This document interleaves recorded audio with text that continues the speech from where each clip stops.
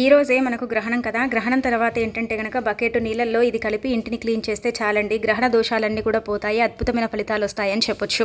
అందుకే ఖచ్చితంగా ఏంటంటే గ్రహణం తర్వాత తప్పనిసరిగా అండి ఇంటిని క్లీన్ చేయండి. అయితే గ్రహణం ఏంటంటే గనక మనకు కనిపిస్తుంది. దాని ఎఫెక్ట్ కూడా మనకు ఉంటుంది. కాబట్టి మీరేంటంటే గనక 6 గంటల 46 నిమిషాల తర్వాత గ్రహణం అనేది మనకు అంటే ముగిస్తుంది కదా. ఆ తర్వాత మనం ఎలాగో ఇల్లంతా కూడా క్లీన్ చేసుకుంటాం. అలానే కాకుండా మనము అంటే ఆహార పదార్థాలను కూడా దర్బలు వేసుకుంటాం కదండి. అవన్నీ కూడా తీసి పాడేస్తుంటాం కదా. అయితే గ్రహణ దోషాలు పోవాలన్నా, గ్రహణం ఎఫెక్ట్ మీ ఇంటి మీద పడకుండా ఉండాలన్నా అండి ఖచ్చితంగా ఏంటంటే మీరు ఇంటిని తుడిచినా, ఇంటిని కడిగినా, అంటే చాలామంది కూడా ఇంటిని కడుగుతూ ఉంటారు. కొంతమంది ఏంటంటే కనుక మాపు వేసి ఇంటిని తుడుస్తూ ఉంటారు కదా. అలా తుడిచే నీళ్ళల్లో ఏంటంటే గుర్తుపెట్టుకోండి, ఖచ్చితంగా ఇది వేసేసి మీ ఇంటిని క్లీన్ చేస్తే చాలండి. మీకు అద్భుతమైన ఫలితాలు వస్తాయి. గ్రహణం ఎఫెక్ట్ ఏంటంటే కనుక మీ ఇంటి మీద పడదనమాట.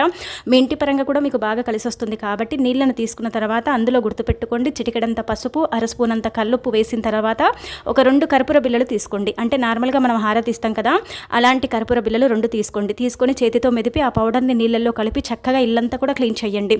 అందులో ఏంటంటే కనుక ఇలా ఇల్లంతా కూడా క్లీన్ చేసిన తర్వాత మళ్ళీ కొద్దిగా నీళ్ళు ఒక గాజు గ్లాస్లో తీసుకొని మీరు ఏంటంటే ఆ నీళ్ళల్లో కొంచెం పసుపు, చిటికెడంతా, ఆ తర్వాత కొంచెం కర్పూరం పొడి వేసి ఇంటి చుట్టూ ఆ నీటిని చల్లితే గ్రహణం ఎఫెక్ట్ పోతుంది. గ్రహణం ఎఫెక్ట్ అనేది మీ ఇంటి మీద పడకుండా ఉంటుంది. గ్రహణం వల్ల మీకు ఎలాంటి చెడు జరగదు, కీడు జరగదు.